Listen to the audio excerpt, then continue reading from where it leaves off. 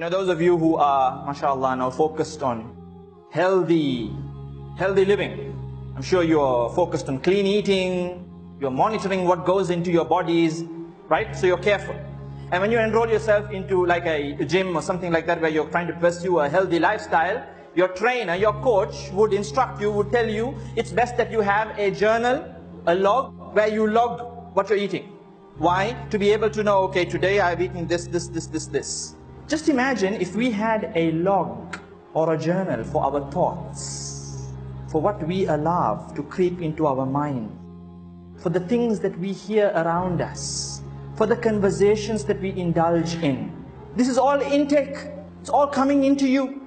So much to the extent that we have information flooding, unnecessary information, flooding our lives from all parts of the world.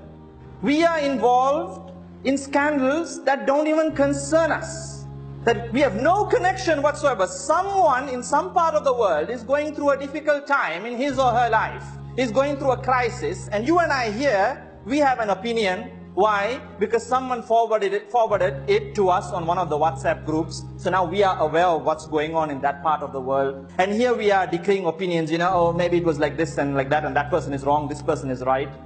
Don't you all agree? Constantly notifications coming through. You've got your WhatsApp, you've got your Instagram, you've got this platform, that platform that you are in, your Viber, this, that. There's so much of information coming in. Whilst in reality, you don't need all of that. It really doesn't matter. If you sit down for a minute and think of all the information that's coming in, what really matters? Honestly, it's just like 1%. So many notifications coming through, it disturbs you.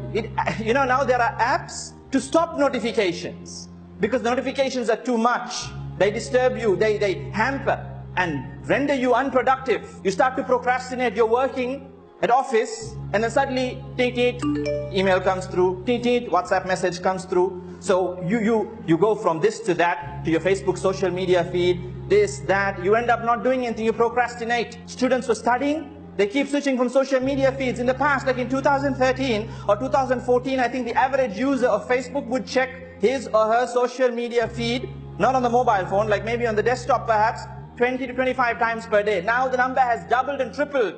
Sometimes we're just so used to it that we take our mobile phones out. You just checked your feed like 2 minutes ago, and then here you are scrolling all over again. And now Facebook doesn't know what to do with all that information. They've actually come up with 2 feeds now. Now you have a feed for your family and your friends, and now you have another feed, the Explore feed, for your pages, businesses, and whatnot. There's so much of content out there. So you can just imagine we're being bombarded with all this information. So it's obviously making us anxious. We're constantly in a flurry from this to that. We really need to disconnect, to connect to Allah, and then to connect to your family, your loved ones, your relatives. You need to disconnect. Take a time out. I am an advocate for using technology. I am on social media. But we need to straighten our priorities. The message is firstly for myself and then all of you all. We need to have principles in place. We need to have rules in place. Like, okay, you know what? When we are at the table to eat, no mobile phones. It doesn't matter. Anybody can call. It'll be after the meals. Whilst we are eating, we focus on our food. We focus on family.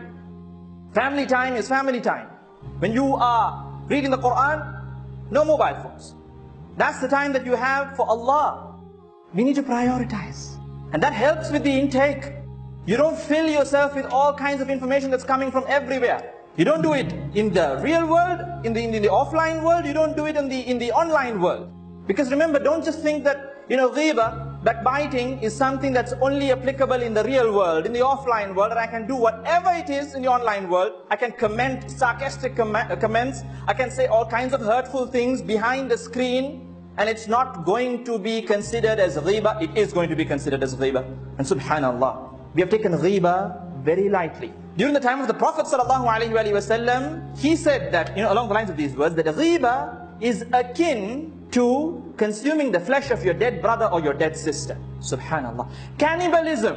And scholars like Imam al-Nawawi, rahimahullah, and others have gone on to explain that ghiba, backbiting, is not just only to speak negatively about someone. Even if you subtly indicate negatively about someone, that is ghiba, that is backbiting. And he goes on to say, even if you were to subtly indicate in regard to that person's appearance, if you were to negatively indicate in regard to that person's appearance, in regard to that person's religiosity, in regard to that person's wealth, in regard to that person's business, in regard to that person's assets, in regard to that person's family, in regard to that person's spouse, in regard to that person's children, in regard to that person's friends, anything, it is considered a ghiba.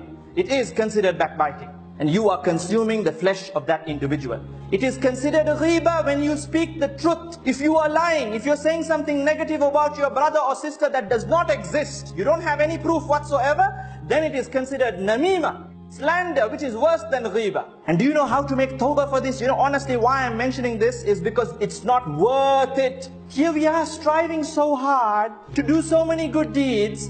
You are earning hard-earned money. And you're going on Hajj, you're going on Umrah, you're giving your sadaqah, you're giving out your zakah, you're coming to the masjid for Salatul Fajr when the weather is cold, you're coming for Salatul Jum'ah. Why are you doing all of this? You're doing it for what? To please Allah and to earn good deeds. Yes or no? So don't you think that you have to safeguard those good deeds? What's the point of doing good deeds on one end and then losing all of it by backbiting about someone? It's like filling water in a bucket full of holes. It doesn't make sense. On the day of Qiyamah, you are going to be thinking that you're going to be having mountains of good deeds, and that's the day when Allah will be dishing out justice.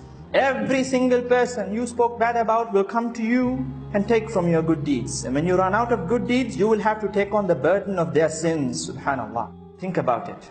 Some scholars even go on to say that backbiting is even worse than zina. Why? Because zina, it's between you and Allah. If Allah forgives you, your record is clear. But backbiting, you have trespassed firstly the limits of Allah, huququllah, and then secondly huququl ibad as well. So if you want to make tawbah in regard to backbiting, you need to first seek the forgiveness of Allah. You need to lament, you need to cry, you need to weep, and you need to turn back to Allah. Oh Allah, forgive me for what I have spoken about this individual. And it doesn't end there. You have to now go to that individual. Think about it. You need to swallow your pride and go to that individual and tell him or her, I'm sorry. You know, this generic WhatsApp messages won't do. I'm going on Umrah, you know, forgive me if I've done anything wrong, you know, clear my records. This won't work. You need to specifically go to that person and tell him, look, I'm sorry. I had this wrong impression of you and I've spoken bad about you. Please forgive me for the sake of Allah. And it doesn't end there. The third thing, now you need to put the records straight, depending on how you backbit that individual.